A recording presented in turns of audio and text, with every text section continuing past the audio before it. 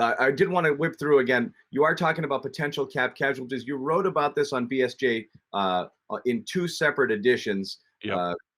So please, again, go check that out if you haven't already, if you are a subscriber, and if not, subscribe, because there's some really good information in there. And Greg, you went team by team on some guys who may be cap casualties here. I'm going to focus only on pass catchers, because that seems to be everyone's obsession. Yep. And a few guys that you like. Just a quick word on why they would fit and how likely it is you think the Patriots could get them, starting with Mike Williams.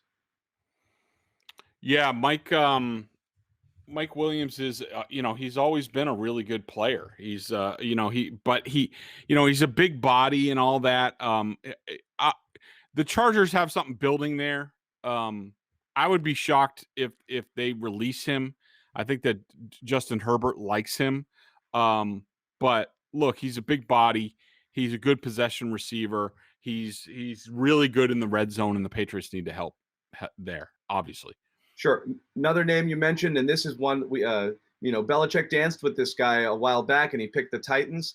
Didn't go great in terms of production, but Adam Humphries, if he were available.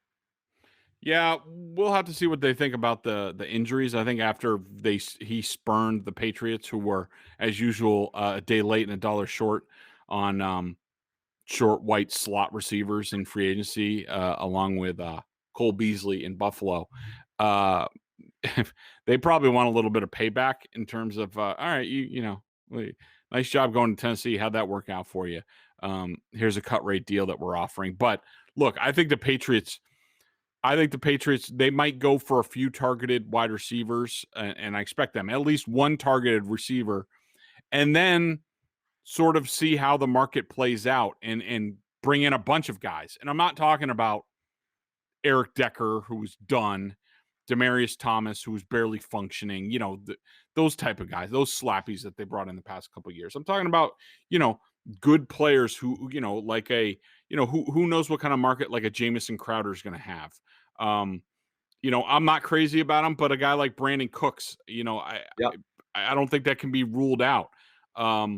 So I think that's the more likely route that they go with receiver, where they use their cap space to their advantage, and say they get to a guy who doesn't have much of a market, and they just say, all right, well, we'll give you $1 million more than what the other team is offering. And maybe they can bring in a bunch of guys and sort of raise the level of the whole room that way. Okay. Tight end. This name has been brought up a ton. David Njoku, who throughout the course of the year seemed like a really obvious, viable potential trade target for the Patriots, being as needy as you could possibly be at that position. It didn't happen, but if he were to be a cap cashvalty, this is something you'd jump at. Yeah, absolutely. I mean, he's a really talented kid, former first round pick, which, he was overdrafted a little bit, but vast potential. And if you could possibly sell him on, like, look, it didn't work for you in Cleveland, but we're tight end university over here. So come work with Josh McDaniels, come work with Bill Belichick. You can be the next great Patriots tight end. And, they basically assemble them, except for the past couple seasons. But we won't talk about that. So, yeah. Maybe never again. But, yeah, that would be something that I think would make a ton of sense for them. Absolutely. And the last name I want to bring up is, this is always a pie in the sky one, but it's been mentioned over the past couple of years, ever since he hinted on wanting to play for the Patriots, but really he wanted to play for Tom Brady, and that's Odell Beckham Jr. Yeah, absolutely. You hit the nail on the head. He wants to play with Brady. I mean, he could be the new AB down there, or, they could have both of them. It's going to be interesting to see what the Bucs do, and Tom's lure, and the nice weather and the other amenities in Tampa that are enticing to a young athlete. So maybe he has some sort of connection with Belichick, but I think it's got to be a situation.